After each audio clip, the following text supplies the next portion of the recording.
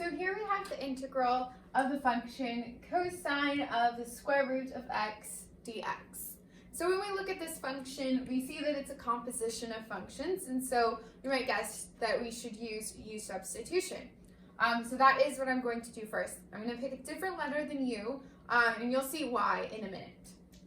So I'm going to pick w, and I'm going to set w equal to the square root of x. Now, when we're doing a substitution, we need to know what dx is equal to, so we're going to have to do a little bit of algebra here. So if I square both sides, I get that x is equal to w squared, which would make dx equal to 2w dw. Now I'm going to substitute this in. So I've got the integral of the cosine of the square root of x dx is equal to the integral of the cosine of w times 2w dw. And now when I look at the function that I have, I've got one function being multiplied by a different function, and so I should probably use by parts integration.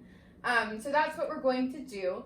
And again, when we're selecting what to be our u and what to be our dv for by parts integration, we want to try and pick something for our u that if we keep taking derivatives, eventually we'll get 0. And so in that case, my 2w is going to be my u.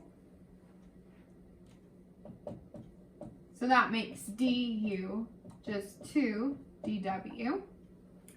And then for my dv, I'm going to pick the cosine of w dw.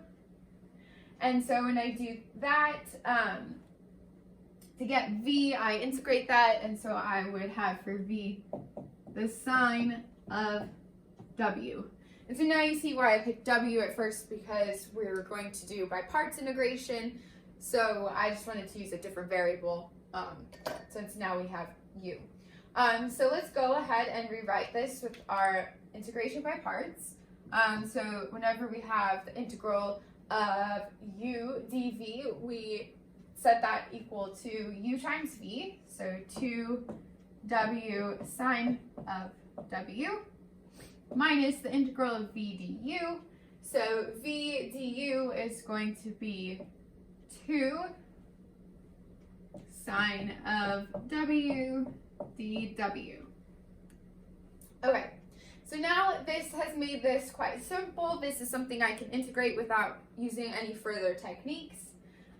So I have that this is equal to 2w sine of w minus 2, and then the integral of sine of w is negative cosine of w, so I'm going to make this a plus 2 cosine of w plus c, since we're doing indefinite integration. So now I've integrated. However, our variable is w instead of our original variable x, so we need to substitute back in to get our original variable. So originally we set w equal to the square root of x, so we'll substitute that back in, and we get 2 root x times the sine of root x plus 2 cosine of root x plus c. And now we're finished. So in order to integrate this, we did a substitution. We had to be a little bit creative with the way that we did it, and then we used integration by parts.